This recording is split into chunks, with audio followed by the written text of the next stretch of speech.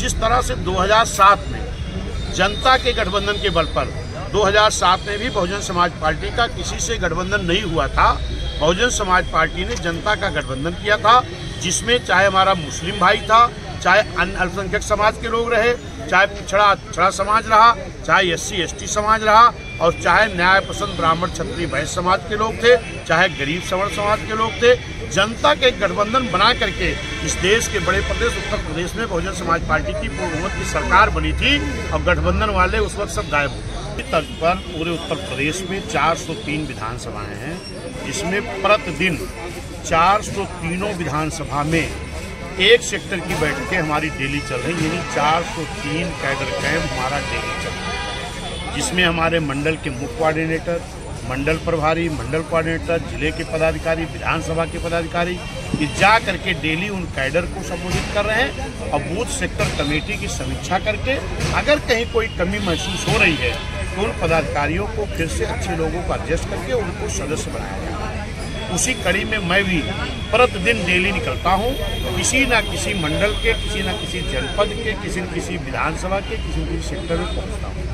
आज मैं इस जनपद में 2 विधानसभा, एक विधानसभा थी आपकी वो फूलपुर, वहाँ मैंने एक सेक्टर में समीक्षा लिया और लोगों को प्रशिक्षण दिया, और आज यहाँ करके आपकी ये शहर उत्तरी के सेक्टर में अभी आपके सामने ये प्रशिक्षण शिविर चला, कैडर कैंप चला, और निश्चित है कि मेरे वर्कर पूरी तरह से बूथ संगठन को मजबूत करके सारे लोग लगे, इसका रिजल्ट हमारा अच्छा है।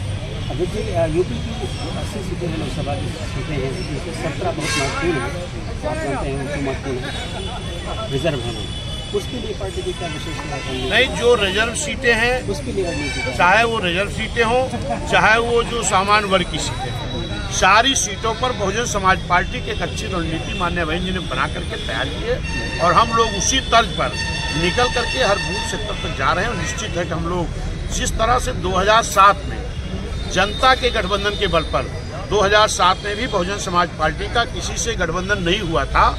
बहुजन समाज पार्टी ने जनता का गठबंधन किया था, जिसमें चाहे हमारा मुस्लिम भाई था, चाहे अन्य अल्पसंख्यक समाज के लोग रहे, चाहे पिछड़ा समाज रहा, चाहे SC ST समाज रहा, और चाहे न्याय पसंद ब्राह्मण क्षत्रिय वैश्य समाज के लोग थे, चाहे गरीब सवर्ण समाज के लोग थे। जनता के गठबंधन बना करके इस देश के बड़े प्रदेश उत्तर प्रदेश में बहुजन समाज पार्टी की पूर्ण बहुमत की सरकार बनी थी, और गठबंधन वाले उस वक्त सब गायब परिवार हैं, चाहे वो ब्राह्मण समाज के हों, चाहे क्षत्रिय समाज के हों, चाहे वैश्य समाज के हों, चाहे पिछड़ा समाज के हों, चाहे मुस्लिम समाज के हों, चाहे SC ST समाज के हों, तमाम ऐसे गरीब परिवार हैं कि जिनके घर में गरीबी के नाते आज भी कक्षा 5-8 से ज्यादा शिक्षा नहीं है। सही है कि गलत है ये? तो क्या इनके घरों में सरकारी नौकरी नहीं होनी चाहिए? नहीं होनी चाहिए क्या? होनी चाहिए। ये नौकरी किसने दिया? मान्या बहन जी ने, मान्या बहन जी ने दिया, और हमने इस चीज को बड़े नजदीक से देखा है। तमाम ऐसे गरीब परिवार मेरे भाई गांव में रहते थे कि जिनके छप्पर था, मड़ैया थी, लेकिन मान्या बहन जी ने जो सफाई कर्मी की नौकरी दे दिया तो उनके वो छप्पर के घर भी पक्की छतें पड़ गई। उनके बच्चों के शरीर पर भी अच्छे ड्रेस आ गए, उनके बच्चे भी अच्छे स्कूल में पढ़ने लगे, उनके भी माँ बाप के तन पर अच्छे कपड़े आ गए, उनके भी घरों में अच्छे भोजन बनने लगे। किसकी बदौलत?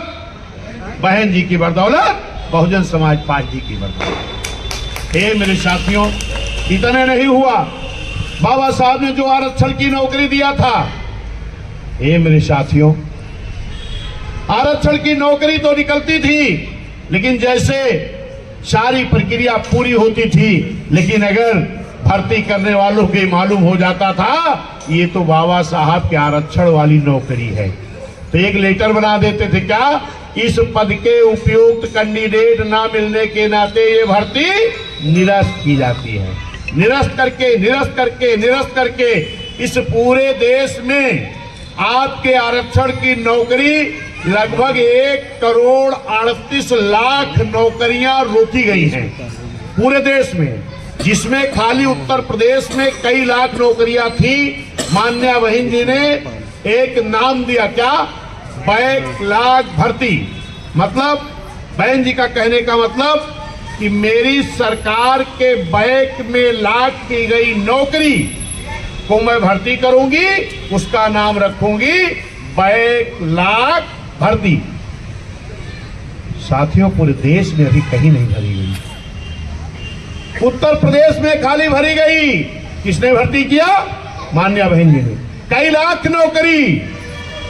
लेकिन बहन जी को देखकर भी, चाहे वो केंद्र की सरकारें हो, चाहे दूसरे प्रदेश की सरकारें हैं, अगर वो कहते हैं, कोई कह रहा हम पीडीए बना रहे हैं, कोई कह रहा है SC ST के लिए हम खड़े हैं, अगर खड़े हो तो बहन जी के तरीके पहले पूरे देश में बैकलॉग भर्ती भरा करके SC ST OBC को नौकरी देने का काम करो। हमारे नौजवान बेरोजगार घूम रहे हैं और तुम कह रहे हो कि नौकरी नहीं है। मान्या बहन जी ने कई लाख नौकरी देने का काम किया, लेकिन मेरे साथियों जरा गौर करिएगा, बैकलॉग भर्ती बहन जी भर रही थी, पूरी भर्ती भरी नहीं गई। 12 में सरकार बदल गई। किसकी सरकार आ गई? बैकलॉग भर्ती अगर पूरी नहीं हुई, बहन जी भर्ती कर रही थी, इस भर्ती को रोक किसने लगा दिया? किसने? जोर से बोलो। कौन मुख्यमंत्री? हे मेरे साथियों, SC ST OBC की भर्ती हो रही थी, एक OBC के ही मुख्यमंत्री ने आपकी भर्ती को रोक लगा दिया। बहन जी ने ठेकेदारी में आरक्षण दिया। हमारे SC ST के नौजवान बेरोजगार घूम रहे हैं, इनको आरक्षण दे दो ठेकेदारी में।